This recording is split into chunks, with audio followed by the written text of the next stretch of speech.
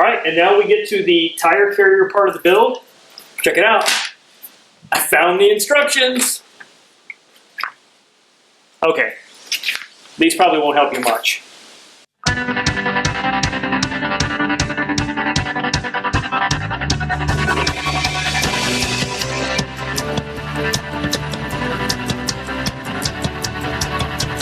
All right, so I couldn't get this thing on all the way. And then I couldn't get it off. I took it down to my buddy Paul over at World Tour Off-Road in Annapolis, and we got it off. Creative use of a like a hockey puck hydraulic jack and a gear puller. But once we got it off, you can see the burring here at the top. I was probably short about, I don't know, 1/2 to 3/4 of an inch of getting it all the way on. And of course, if you look here, 1/2 to 3/4 of an inch from the top, you can see all of this. Same thing inside this tube if you look down here. So clearly there's some sort of a burr or whatever that was interfering. So we got it off, and I'm just going to polish that back out a little bit. It's unfortunate when stuff like that happens, but it does happen. I know a lot of people who have installed this tire carrier onto this bumper and have had zero problems, and I know of people who have had problems. What I recommend people do if you run into a problem, just contact Extreme Terrain, and they'll take care of you. Don't know why exactly it happened. Doesn't really matter to me. It's probably, you know, 1 out of 100 or 1,000 that it does it to. Oh well, it happens. Like I said, what I'm going to do is polish that both outside and inside. I'm going to use a little honer for cylinder stone, honing stones, and just kind of polish that out a little bit, and then go for it again. So, but I say this because everything so far about this install has been, you know, super easy. Everything's been really clean. There's the one hang up. It is what it is. So, like I said, my recommendation to you, if it happens, contact support, unless you're just totally stubborn like I am and you want to figure out how to make it work, then polish it up and try again. Put lube on this. I'm actually using now a marine grease. I'm going to be super careful to not have any contaminants in there. This is going to be a super tight fit.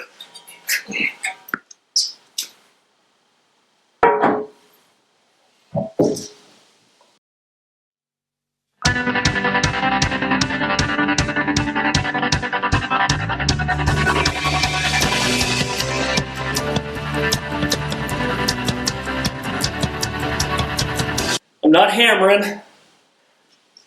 I'm just putting pressure and rotating until it seats all the way down. I just use this little hone on the inside of that.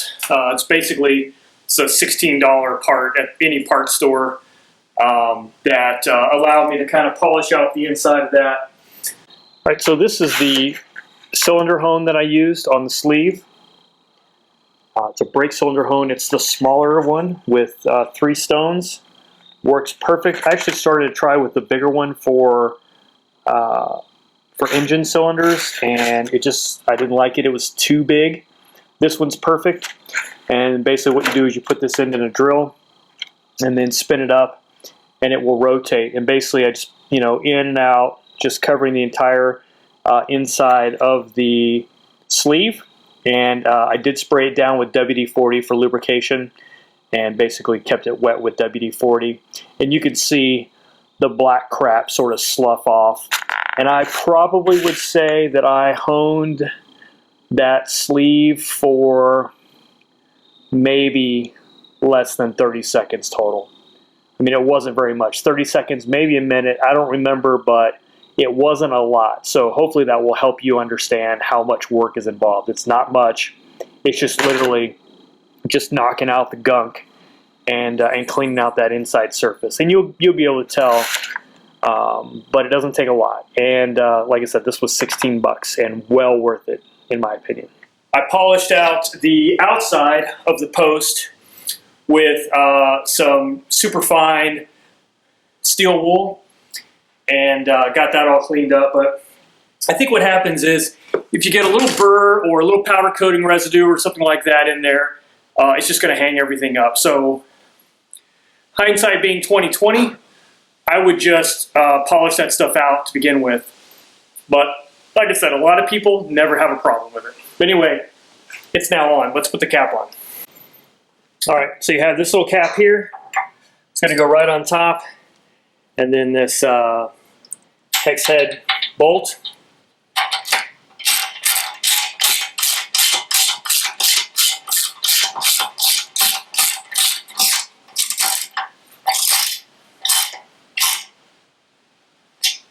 Okay. There we go, that's on. Now we work on the latch. All right, so here's our latch, and basically this is just going to slide in. And then we've got these long bolts, washer through, washer through. Then on the back side, you're going to put a washer, and you've got these lock nuts.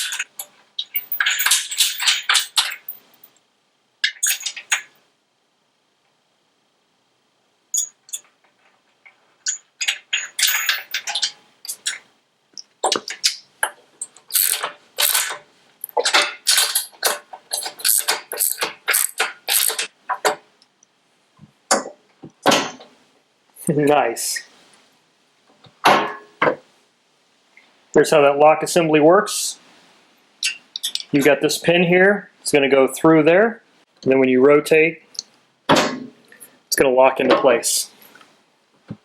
All right. At least that part of the carrier's on. Now we got to mount the tire. So while it's not critical that you make this adjustment first, I think it's easier to do it this way while both the tire and the carrier are off the vehicle. So what I'm doing is just loosening these up so that this can slide, okay? Then I've got the 3 lug holes. I'm just going to put them inside the rim. The rim is face down. What I want to do is just double check, and this seems to be the case for me, that when it's all the way compressed, the tire will sit close to the tire carrier. If you had a bigger tire, you set this on top of your tire, and there's going to be a gap here. And what you do is just pull this up to that gap, and then tighten that down to adjust. All right, in order for me to figure out how high to mount this, I'm just going to measure the bottom of the tire to these 2 bottom holes here, and that's 15 inches. Then I'm going to come over to the tire carrier and find out which one is closest to 15 inches. It gets the tire down low. Looks like the default is going to be the bottom ones. So with this 35-inch tire, I'm going to mount it on the lowest possible position with the farthest possible in, and that should hold my tire perfectly. Just like everything else, it's a bolt, washer, through, and then another washer, and then the lock nut. All right, one thing to note here, you may or may not find that this is welded dead square, but you've got a little bit of room for adjustment in the slack of those bolts. So what I would do is eyeball this plate against this to get it level, and then bolt it down like that. In my case, it needs to be canted all the way to the left. If I were to put it straight down, my tire carrier is going to be tilted a little bit that direction. So you've got a little bit of room here for adjustment, so take advantage of it. All right, there we go.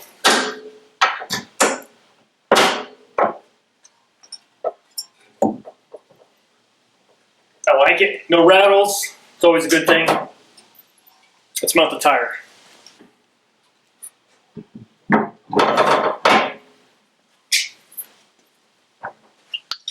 So even though this came with lug nuts, if you look at how tight my hole is for these rims, I'm going to pull these off.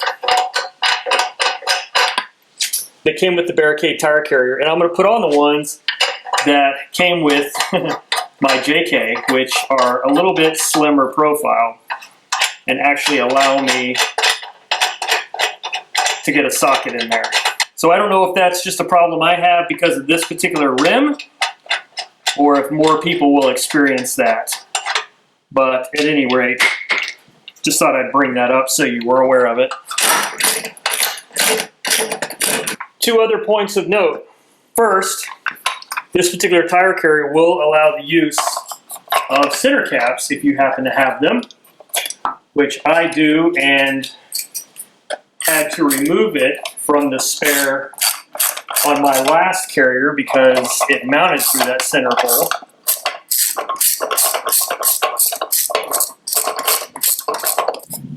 So that's pretty cool. The other thing is this doesn't have an easy way to lock your tire unless you're using a locking lug nut.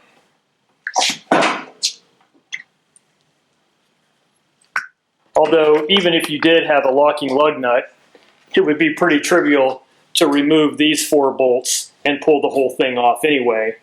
But if you are concerned about somebody walking off with your tire, you could run like a bicycle cable lock through your rim up through one of these cross members or around the back. So just something to keep in mind in case that's something that you've been thinking about. So there we go. It's the Barricade Trail Force HD rear bumper with tire carrier.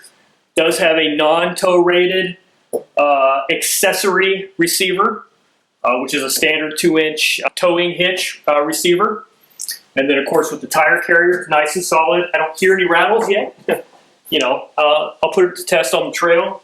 And of course, an easy swing out tire carrier. It gives you access to your tailgate. So barring the challenge I had getting the hinge assembly for the tire carrier, which was easily overcomable, it just took some time and some ingenuity. I'm super pleased with this, especially at the price point. Anyway, that's it. I've been rambling long enough. It's been a long day. I'm tired. Glad to be done with this part of the project, but we'll see what's next. So real quick, I just wanted to show you how things are going.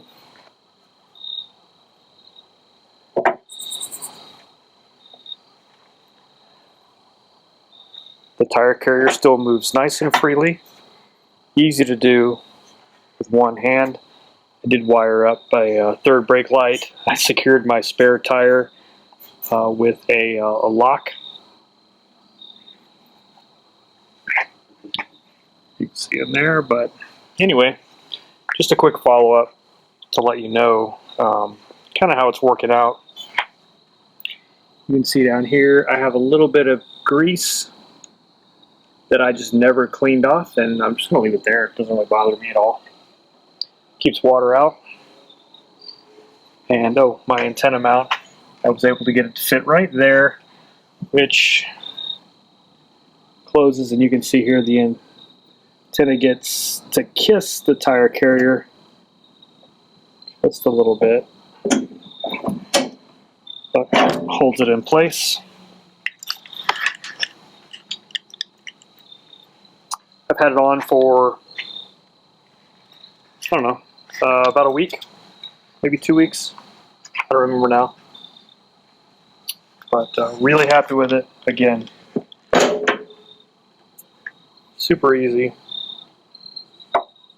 I've seen some people that really have a hard time opening and closing.